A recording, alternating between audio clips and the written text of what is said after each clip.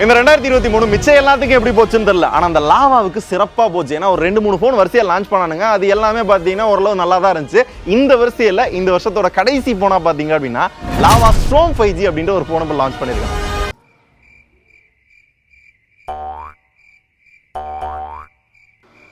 நீ கை நீட்டுறப்பலாம் ஃபோன் வந்து கையில் உட்காராது. சூட்டு கீழே தான் ரெடி பண்ண சொன்னேன், அங்கே போ வரும். சரி இப்போ பாருங்கடா, எப்பயும் போல மீடியா இன்வைட்டோட தான் சேர்ந்து வந்திருக்கு இந்த பாக்ஸ். எனக்கு ரொம்ப நாளா டவுட் என்ன அப்படின்னா, இந்த பஞ்சபூதத்தை பேஸ் பண்ணி லாவா பேர் வைக்கிறாங்க அப்படின்ற மாதிரி தோணுது. ஏன்னா ஒவ்வொரு போனோட பேர் பாத்தீங்க அப்படின்னா லாவா, அக்னி, பிளேஸ், யுவா, இப்ப ஸ்ட்ரோம், நீர், நெருப்பு, ஆகாயம், பூமி, காற்று, அது மாதிரியே இருக்கிற மாதிரி ஒரு ஃபீலிங். மேபி அடுத்து வந்து நிலத்தை பேஸ் பண்ணியும் நீரை பேஸ் பண்ணியும் வந்தா கூட ஆச்சரியத்துக்கு கிடையாது. இந்த மீடியா கிட்ட எங்களுக்கு எதுக்கு அப்படின்றது தெரியல, ஏன்னா ஒர்க்கும் ஆகல. இது கொஞ்சம் டேமேஜ் ஆகி தான் பார்சலும் வந்தது.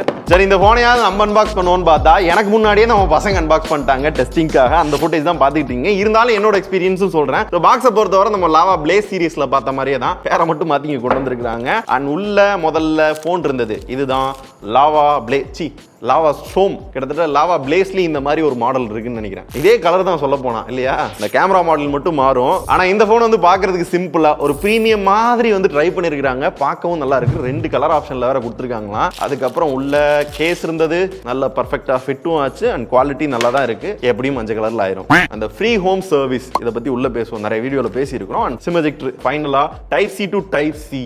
என்னாச்சு?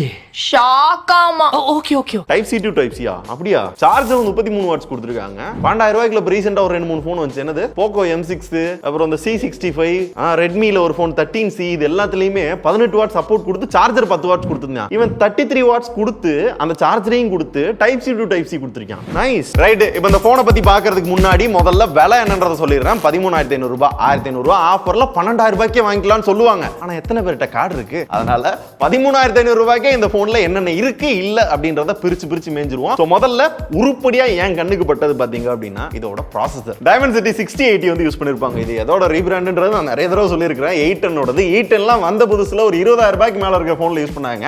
அப்படியே 5,000 ரூபாய்க்கு வந்து இப்ப 13,000 ரூபாய் நிக்குது. ஓரளவு இந்த விலைக்கு ஏத்த SoC தான். இந்த SoC வந்து ஆல்ரெடி நம்ம நிறைய போன்ல பார்த்தனால இதோட பெர்ஃபார்மன்ஸ் எப்படி இருக்குன்றது உங்களுக்கே தெரியும். ஓரளவு பெருசா ஹேங் ஆகுது அந்த பிரச்சனை இருக்காது. கேமிங்லயும் நம்ம விளையாடுற அந்த PUBG, BGM, Call of Duty இது எல்லாத்தையும் லோ செட்டிங்ஸ்ல வச்சு விளையாடையில பெர்ஃபார்மன்ஸ் நல்ல ஃபீல் ஆகும். மீடியம் செட்டிங்ஸோ ஹை செட்டிங்ஸோ வைக்கல பாத்தீங்க அப்படின்னா அங்கங்க ஷட்டர் ஃபீல் ஆக தான் செய்யும். மெமரி வேரியன்ட்டும் ஹையா தான் கொடுத்துருக்காங்க. ஒரே வேரியன்ட் தான். 8GB RAM. அது பத்தலன்னா 16 மாத்திக்கலாமா. 128GB இன்டர்னல், அதுவும் பத்தல அப்படின்னா மெமரி கார்டு போட்டுக்கலாமா. எனக்கு இந்த ரோம் கொடுத்தது கூட பிரச்சனை இல்லை. இந்த SoCக்கு எதுக்கு 8GB RAM அப்படின்றது தெரியல. அதுவும் 16GB மாத்திக்கலாம்ன்றது கேட்டா மல்டி டாஸ்கிங் பண்ணலாம். இந்த மல்டி டாஸ்கிங் தவிர வேற எங்கடா இந்த RAM யூஸ் ஆகுது அப்படின்னு பார்த்தோம் அப்படின்னா ஒரு கேள்விக்குறி தான். இந்த SoCக்கு இந்த எவ்வளவு RAM தேவையா? இதுக்கு பதிலா எனக்கு என்ன தோணுது அப்படின்னா 8GB RAM அப்படின்னு பெருசா பில்டப் பண்றதுக்கு பதிலா 6GB RAM-உம் 256GB இன்டர்னல் கொடுக்குறாங்க அப்படின்னா ஒரு வித்தியாசமான காம்பினேஷனா இருக்கும். மக்களையும் ஈர்க்கிற மாதிரி இருக்கும்.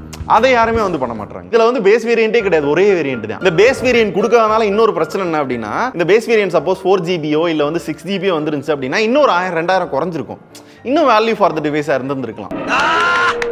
இப்போ இந்த விலைக்குள்ள எடுத்துக்கிட்டீங்க அப்படின்னா முன்னாடிலாம் AMOLED Full HD Plus அப்படிலாம் டிஸ்பிளே கொடுத்துட்டு இருந்தான். மறுபடியும் இப்போ என்னன்னா ரிவர்ஸ் கியரை போட்டு HD Plusல LCD டிஸ்பிளே கொடுக்க ஆரம்பிச்சிட்டான். அதை கம்பேர் பண்ணல இங்க Full HD Plus டிஸ்பிளே கொடுத்துருக்கான். LCD தான் இருந்தாலும் 120 Hz ரெஃப்ரெஷிங் ரேட் இருக்கு. அந்த டிஸ்பிளேயோட பிரைட்னஸ் வந்து 580 nits. இன்டோர்ல பார்க்கையில நல்ல பிரைட்டா தெரியுதா, ஆனா அவுட்டோர் போகையில கொஞ்சம் கிளார் அடிக்கிற மாதிரி இருக்கும். இது யூசுவலா எல்லா போன்லயும் இருக்க மாதிரி தான் பண்ணிருப்பாங்க. இதெல்லாம் குறையில்ல. ஏன்னா டிஸ்பிளே பிடிச்சிருந்துச்சு, பார்க்கவும் நல்லா இருந்துச்சு, பெரிய டிஸ்பிளே. ஆனா இங்க எனக்கு என்ன கேள்வி அப்படின்னா டிஸ்பிளேல என்ன ப்ரொடெக்ஷன் இருக்கு? 10,000 ரூபாய்க்குள்ள சில போன் வந்து கார்னிங் ஒரு கிளாஸ் 3 கொடுக்குறான். இவன் ரீசெண்டா வந்த பிளேஸ்ல இந்த மாதிரி நிறைய போன்ஸ்ல ப்ரொடெக்ஷன் பத்தியே பேச மாட்டானுங்க. ஸ்கிராட்ச் கார்டாவது ஒட்டி வந்திருக்கா? அதுவும் கிடையாது. இருந்தா நீங்க கிழிச்சு போறீங்களே. நான் கிழிக்கல. வாங்குறவனுக்கு கொடுக்கணுமா இல்லையா? நான் டெஸ்ட் பண்றது கிழிக்கிறேன். அப்புறம் நான் ஸ்டார்டிங்லேயே சொல்லியிருந்தேன் போன் பார்க்கறதுக்கு ஒரு மாதிரி கிளாஸி ஃபினிஷ்ல லைட்டா பிரீமியம் மாதிரி ட்ரை பண்ணிருக்காங்கன்னு. பட் இந்த போன் நல்ல பெருசா இருக்கு, அகலமா இருக்கு. இதனால என்ன அப்படின்னா ஒரு கையில யூஸ் பண்றது அப்படின்றது கொஞ்சம் கஷ்டமா இருக்கும். அதே மாதிரி வெயிட்டும் அன்எக்ஸ்பெக்டட்லி ஒரு 200 கிராம் இருக்குமா அப்படின்னு பாத்தீங்கன்னா கிடையாது. 205 அதுவும் கிடையாது. கிட்டத்தட்ட 215 கிராம் இருக்கு. அதுக்கேத்தாப்புல என்ன 6000 mAh 7000 mAh பேட்டரி கொடுத்துருக்கானான்னு கேட்டீங்கன்னா அதெல்லாம் கிடையாது. 5000 mAh mAh பேட்டரி கொடுத்தும் வெயிட்டை பார்த்தீங்கன்னா இவ்வளோ அதிகமாக ஏற்றி வச்சிருக்காங்க. ஏன்றது தெரியல. இந்த வெயிட்டை குறைச்சு இன்னும் கொஞ்சம் ஸ்லிம்மா ஒரு மாதிரி கொண்டு வந்தாங்க அப்படின்னா இன்னும் கொஞ்சம் நல்லா இருந்திருக்கும். அது மட்டும் எனக்கு ஒரு மாதிரி ஃபீல் ஆச்சு. பட் இது என்னதான் ஒரு குறையா சொன்னாலும் இதுல ஒரு பாசிட்டிவா நான் பாக்குறது என்ன அப்படின்னா அந்த 33 வாட் ஃபாஸ்ட் சார்ஜர் சும்மா கடமைக்குன்னு வந்து ஒரு சப்போர்ட் கொடுக்காம, யார சொல்றேன்னு புரியுது இல்ல, அந்த மாதிரி கொடுக்காம சார்ஜரையும் உள்ள கொடுத்து டைப் சி டு டைப் சியும் கொடுத்து தரோம். Type C to type C என்னதான் பெனிஃபிட்? இப்போ type C to type A அப்படின்ற பட்சத்தில் ஒரு ஃபோனை சார்ஜ் பண்ணா அந்த சார்ஜர்லயோ இல்ல ஏதாவது கம்ப்யூட்டர்லயோ அந்த மாதிரி ஏதாவது சப்போர்ட் இருக்குதுல பண்ணலாம். ஆனா type C to type C cable கொடுக்கல என்ன அட்வான்டேஜ் அப்படின்னா அடாப்டர், அந்த அடாப்டர்ல சொரிக்கலாம். இப்போ லேட்டஸ்டா வர எல்லா அடாப்டர்லயுமே அதான் கொடுக்குறாங்க. பிளஸ் நீங்க ஒரு டேட்டா டிரான்ஸ்ஃபர் பண்றதுக்கு இல்ல வேற ஒரு போனை ஒரு பவர் பேங்கா யூஸ் பண்றதுக்குலாம் பாத்தீங்க அப்படின்னா அது ஒரு அட்வான்டேஜ், ஒரு சின்ன அட்வான்டேஜ் தான். பட் இந்த மாதிரிலாம் சில விஷயங்களை ஆட் பண்றாங்களே இந்த வேலைக்குள்ள. சாம்சங் கொடுப்பான், கேபிள் மட்டும் கொடுப்பான், சார்ஜர் கொடுக்க மாட்டான்ல. வயர் தான், நான் சொன்னது வயர் தான், அடாப்டர் கிடையாது. சரியா? சாம்சங்க்கு அடுத்து பாத்தீங்க அப்படின்னா லாவா தான் கொடுத்துருக்கான். எப்படி கரெக்டா ஃபினிஷ் பண்ணனா எல்லாம் மீறி போறோமோ போவோம். அப்புறம் கேமரா உண்மையாவே சொல்லணும்னா சும்மா ஏனோ தானோன்னு கொடுப்பாங்கன்னு நினைச்சேன். அப்படி இல்லாம நல்ல சென்சார் யூஸ் பண்ணிருக்கான். 50 mega pixel main camera, 8 mega pixel ultra wide. இப்போ நீங்க பாக்குற இந்த போட்டோ பாத்தீங்கன்னா அல்ட்ரா வைட் பெருசா பில்டப் பண்ற மாதிரி இல்லைனாலும் அட்லீஸ்ட் குடுறான்ல. ஆனா முன்னாடிலாம் பாத்தீங்கன்னா அந்த 5000 ரூபாய்க்குள்ள அல்ட்ரா வைட் ஆங்கிள் இருந்தது. அதை தூக்கிட்டு தான் பாத்தீங்கன்னா ஏஏ கேமரா, மேக்ரோ, டெப்த் அந்த மாதிரிலாம் கொடுத்துக்கிட்டு இருந்தாங்க. இப்போ மறுபடியும் ஒரு போன்ல இந்த விலைக்குள்ள அல்ட்ரா வைட் ஆங்கிள் பாக்குறது அப்படின்றது கொஞ்சம் சந்தோஷமா இருக்கு. சும்மா கொடுத்தாலும் இருக்கு அப்படின்ற ஒரு சாட்டிஸ்பாக்சன். இது மெயின் கேமரா எடுத்த போட்டோ. மெயின் கேமரா எடுத்த போட்டோ நல்லா இருக்கு, டீடைல் ஓகே. அது பகல்ல நைட் நேரத்துல நைட் மோட் கொடுத்திருந்தாலும் போட்டோ பார்க்கிறதுக்கு இப்படி தான் இருக்கும். வீடியோ பொறுத்தவரை 2K ல எடுக்கலாம். இதுக்கு ஏஐ கேம் அப்படின்ற மாதிரிலாம் கொடுத்திருப்பாங்க. அது இன்னும் கொஞ்சம் ஒரு மாதிரி அந்த ஃபேஸ்லாம் ஒரு மாதிரி பண்ணி கொடுக்கும். ஓவரால் அந்த UI பார்க்கிறது பாத்தீங்க அப்படின்னா பேசிக்கா தான் இருக்கும். ஃபீச்சர்ஸ் வைஸ் பாத்தீங்க அப்படின்னா நிறைய கொடுத்திருப்பாங்க. பட் இங்க லாவாட்டா நான் சொல்ல வரது என்ன அப்படின்னு கேட்டீங்க அப்படின்னா நல்ல கேமரா செட்டப் கொடுத்திருக்காங்க, ஃபீச்சர்ஸ் நிறைய கொடுத்திருக்காங்க. பட் அந்த சென்சாரை அந்த அளவுக்கு ஆப்டிமைஸ் பண்ணலையோ அப்படின்றதான் எனக்கு தோணுது. இந்த போட்டோஸ் வீடியோஸை பார்க்கல உங்களுக்கும் இதான் தோணுன்னு நினைக்கிறேன். செல்ஃபியை பொறுத்தவரை 5 இல்ல 8 இல்ல 13 கூட கிடையாது, 16 மெகா பிக்சல். பட் கவுண்ட வச்சு என்னைக்குமே வந்து இதான் வந்து செல்ஃபி கேமரா பெஸ்ட்லாம் சொல்ல மாட்டேன். இந்த போட்டோவை பாருங்க, ஒரு 8 மெகா பிக்சல் எடுத்த மாதிரி தான் இருக்கும். பரவாயில்லாம தான் இருந்தது. செல்ஃபிலையும் பாத்தீங்க அப்படின்னா வீடியோ வந்து இப்படி தான் இருந்தது. ஸ்டெபிலிட்டி பேக் சைடுல கூட EAS இருக்கு, அது இதுனாங்க. ஃப்ரண்ட்ல எதுவும் கிடையாது. இந்த விலைக்கு நம்மளால எதுவும் பார்க்க முடியாது. பட் என்ன பொறுத்தவரை முன்னாடி சொன்னதான் நான் சொல்லுவேன், எனக்கு கேமரா செட்டப் நல்லா கொடுத்து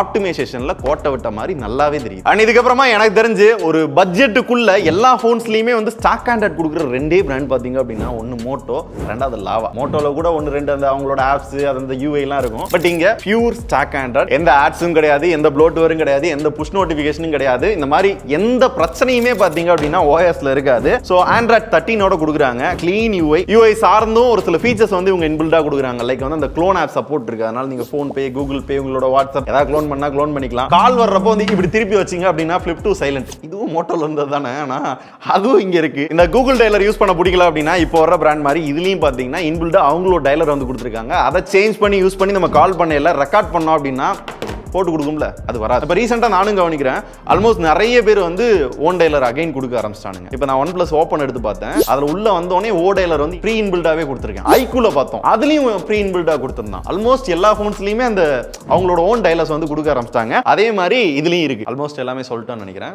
ஸ்பீக்கர் ஆமா, ஸ்பீக்கர் இருக்கு. ஹைரிஸ் ஆடியோ சப்போர்ட்டோட சிங்கிள் ஸ்பீக்கர் கொடுக்குறோன்னு தான் சொல்லுவாங்க. நாங்க நேற்று ஒரு பாட்டு கேட்டோம், பரவாயில்லாம தான் இருந்துச்சு. ரொம்ப குறை சொல்ற மாதிரி இல்ல. ஓகே, 3.5mm ஜாக் இருக்கு. நடுவில் நிறைய போன்ல இப்போ மறுபடியும் வந்திருக்கு. Sir value 1.6 kilowatt. இது என்ன ஹெட்டுக்கா இல்ல பாடிக்கா எதுவுமே சொல்லல, சும்மா சிம்பிளா போட்டானுங்க. FM ரேடியோ இருக்கு. அப்புறம் கால்ஸ் வந்து டூயல் நாய்ஸ் கேன்சலேஷன் மைக் வந்து கொடுத்துருக்காங்க. ஆல்மோஸ்ட் எல்லா சென்சாரும் கவர் பண்ணிருக்காங்க. ஃபிங்கர் பிரிண்ட் சென்சார் பாத்தீங்கன்னா சைட் மவுண்டட், சொல்ல மறந்துட்டேன் இல்லையா, அது நல்லா தான் ஒர்க் ஆகுது. Face unlock also good. Okay, இப்போ இந்த 13,500 ரூபாய்க்கு இந்த போன்ல என்ன இருக்கு இல்ல அப்படின்றத பேசிட்டோம். இந்த போன் யாருக்கு எதுக்காக தேவைப்படும் அப்படின்றத சொல்றதுக்கு முன்னாடி இந்த லாவா பிராண்டை பத்தி ஃபர்ஸ்ட் பேசணும். நான் ஸ்டார்டிங்லேயே சொல்லியிருந்தேன், ஒரு 2-3 போன் இந்த போனோட சேர்ந்து 4 போன் வந்து வரிசையா லான்ச் பண்ணாங்க. எல்லாமே அந்தந்த வேலைக்குள்ள ஒரு காம்படிஷன் பிராண்ட் இருக்கும் இல்லையா, அதுக்கேத்தாப்ல பிரைசிங்லையும் ஸ்பெக்லையும் எல்லாமே நல்லா பண்றாங்க, அப்ரிஷியேட்டபிள்.